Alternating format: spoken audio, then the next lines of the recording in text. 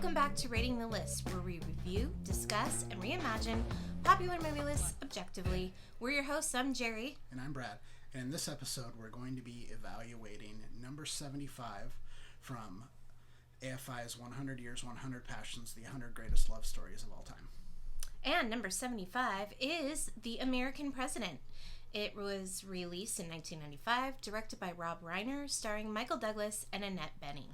So the synopsis for this romantic dramedy is as follows. Popular Democratic President Andrew Shepard, played by Michael Douglas, has a 63% approval rating at the end of his first term and prepares his re-election run.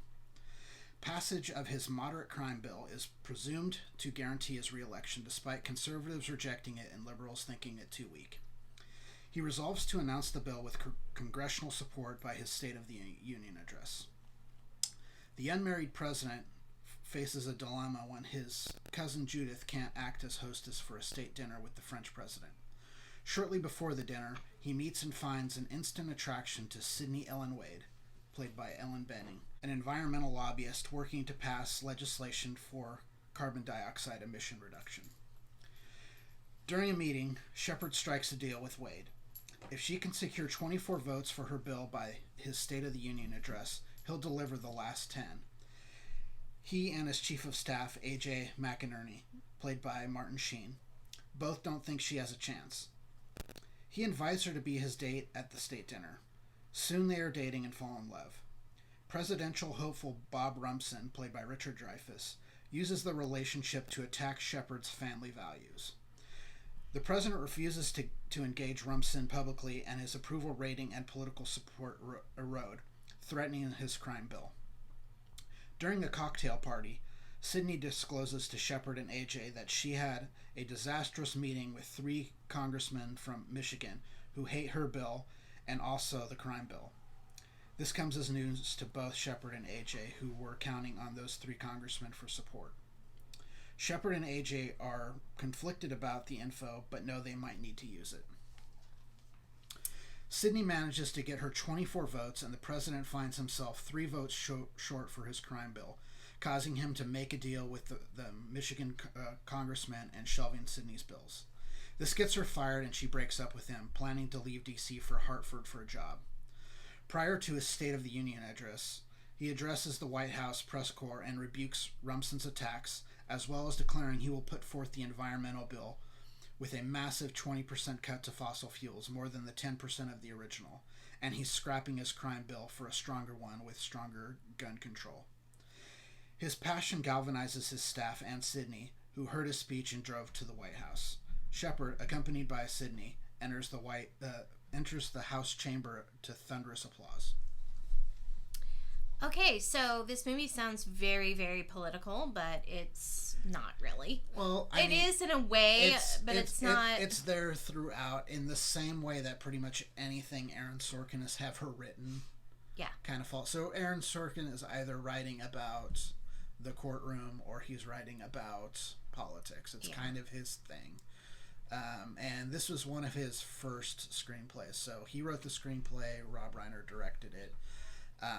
It has the fingerprints of Aaron Sorkin all over it. If you've ever watched an Aaron Sorkin scripted movie or TV show like The West Wing or Sports Night or it's very dialogue driven. Super dialogue driven, and very the politics are kind of front and center.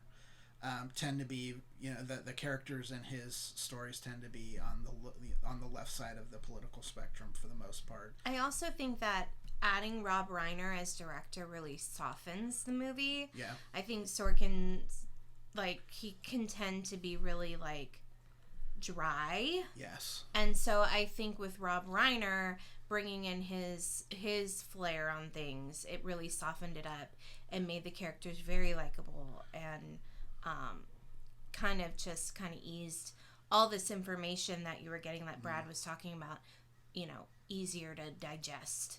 Yeah, I think the other thing that softens it is the 2 leads. They are not the typical kind of actor that shows up in an Aaron Sorkin story. True. So if you watch his stories, he tends to have the same people kind of show up over and over again. There are several people in these stories that have showed up in his other stuff. Martin Sheen plays the president in The West Wing. What's his name? Josh Molina is in this. He was also on West Wing. Yeah. There's a certain way to deliver his dialogue that it can come across extremely stilted for someone who doesn't really know how to do it. The same kind of thing can be said if you've ever heard someone deliver David Mamet dialogue. Same kind of thing. You'll see, like, David Mamet tends to work with the same people over and over again as well during his career. So both Douglas and Benning, they're such good actors that they kind of soften the dialogue themselves. There are a lot of spots where it doesn't feel at all like Aaron Sorkin dialogue. Yeah. The problem, like, people really, really always talk about Aaron Sorkin dialogue. I actually don't think he's a great writer of dialogue because everyone sounds the same.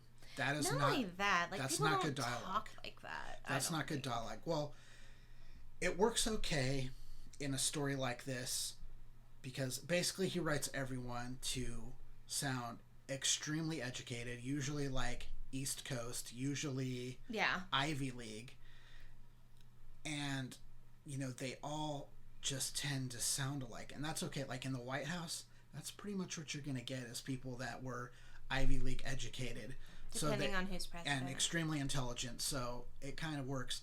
Where you kind of see it fall apart, in my opinion, and it does in this one a little bit, but you can kind of probably make excuses for it, is his daughter. She's like, she's like 12, 13 years old, and she sounds like she's like 40. Yeah. And the young lady who was the actress playing his daughter gives a perfectly good performance, but she doesn't sound like a kid. And I guess you could say, like if you remember back to when there were teenagers in office, like when Obama's daughters or Chelsea Clinton, they were roughly the age of the girl that plays Michael Douglas's daughter. And I guess you can make the leap that Chelsea Clinton sounds a little bit like that. Chelsea Clinton was super polished, like when you listen to her speak. Oh yeah. And she wasn't on camera very much at all during Clinton's 8 years in office. And neither were Obama's daughters. But there's just a certain gravitas that a 13-year-old girl just doesn't have. Typically. So what did you think about the movie overall? I think the most apt description of this movie is charming. Yeah, it is charming. It's a rom-com. Basically, it's a romantic comedy. It's Michael Douglas. He's like a household name, right? So he's like, he's president, yet he's trying to live a little bit of an ordinary life. I don't think he was looking for anyone. No, she struck him because she talked back and she didn't. Well, he had an attraction to her. When he was running for office the first time, his wife was sick and she died. So one of the things that was brought up is that the conservatives really couldn't attack him personally. They had to attack him on the issues, which is always going to be a loss because there's for probably the last 50, 60 years you can't be on that side of the spectrum and win a national election. It's just not going to happen. You can't win it on the facts. Right. Yeah. So they had to basically just fight fair, and that didn't do well.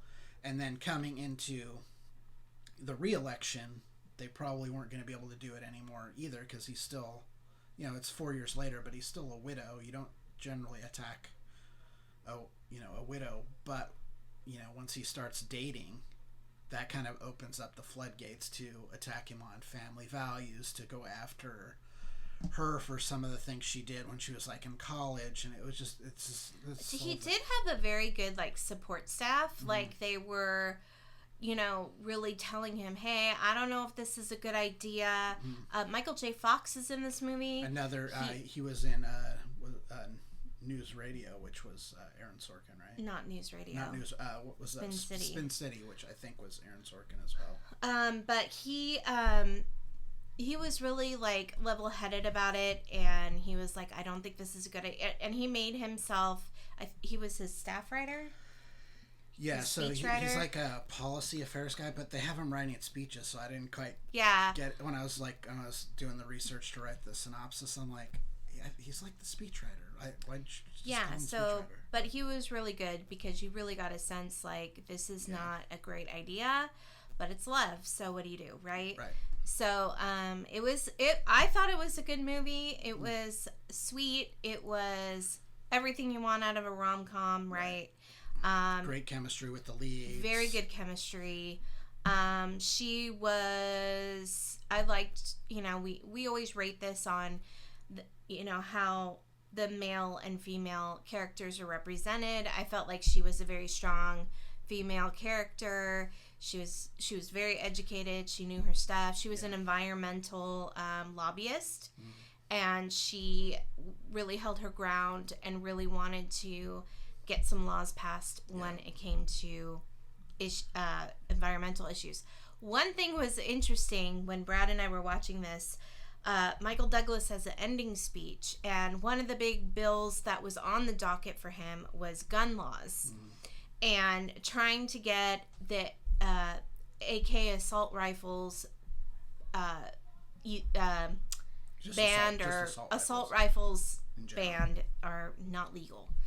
And so it was really interesting to watch that was a hot topic back then. I'm not saying that Michael Douglas was a real president, but I'm just saying that look at how long we've been struggling with this issue. Like same with environmental legislation. Exactly. We're still relying on fossil fuels. So that was kind of a bummer.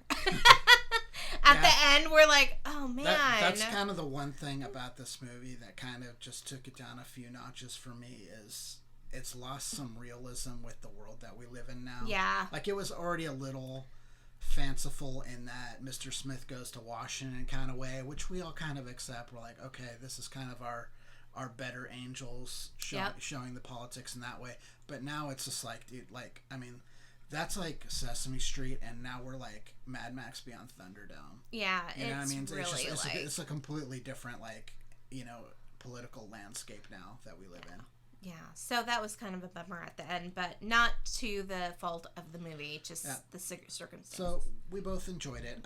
It was good. I gave it a 63. Jerry gave it a 76. Therefore, the list score is 69.5. Yeah. So a good score. Good movie. Fared pretty good. Yeah. Yeah, it'll probably remain on the list when we probably we redo it. So that was our discussion of the American President. All right, check it out. Did we rent it on Amazon Prime? I think we did. Yeah, I think we rented it on Amazon Prime. Watch it. It's a good movie. If you love rom-coms, this is in your wheelhouse. So like and subscribe if you like what you're seeing. If you have any comments about the American President, if you've watched it and said, oh, I didn't really like it, or have a difference of opinion, or if you agree with us, please leave a comment so we know. You can also email us at ratingthelist at gmail.com. Have we gotten any emails yet? No emails. It's out there. It's a little empty inbox waiting for mail. Just anyway. All right, well, thanks for joining us, and we'll see you next time on Rating the List. I'm Jerry. I'm Brad. And we'll see you soon. Thanks. Bye. Bye.